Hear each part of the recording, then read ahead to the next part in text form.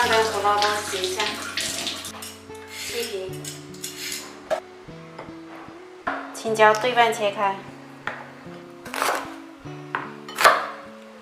用筷子将这个辣椒的籽去掉。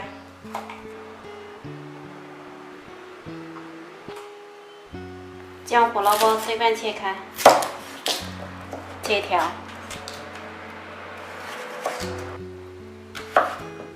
放盘中备用。金针菇切细根部，放清水中洗干净，将它分成6等份。金针菇呢，大约有100克。下面将一扎金针菇塞到辣椒里面。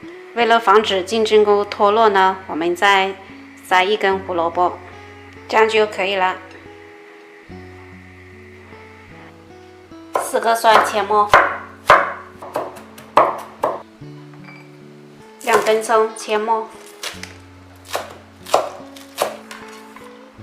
下面调点芡汁，3勺生抽，1勺蚝油，半勺黄豆酱。1茶匙白糖，半勺香油，加半小碗的清水，搅匀。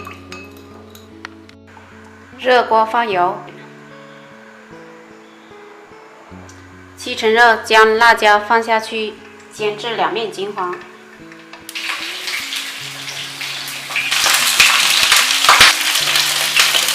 煎至表面有点焦黄，我们放入蒜。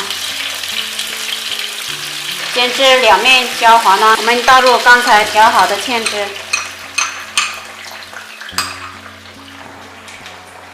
转中小火，盖上锅盖焖1分钟。时间到，哇，这非常漂亮。最后我们倒点芡汁，煮至这样的程度就可以了。我们关火。这道金针菇酿青椒就做好了，闻起来非常香哦。把芡汁也淋上来，